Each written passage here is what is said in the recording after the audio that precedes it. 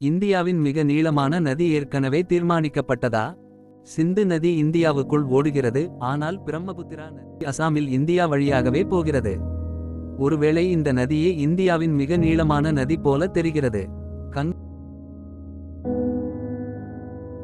நதியை விட இதன் நீளம் அதிகமாக இருக்க வாய்ப்பு உள்ளது. ஆனால் பிரம்மபுத்திரா நதியின் மொத்த நீளம் சுமார்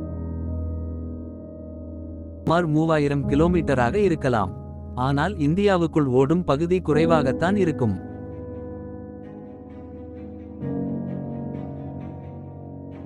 இந்தியா முழுவதும் ஓடும் நதிகளில் நர்மதா நதி சுமார் 1300 கிலோமீட்டர் நீளமுள்ளது. எனவே நர்மதா இந்தியாவின் மிக நீளமான நதி அல்ல.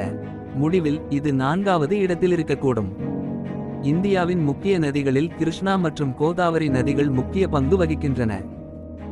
கங்கை நதி ஹிமாலயத்தில் உள்ள கங்கோத்ரி குளிர்கட்டு பகுதியில் பிறக்கிறது.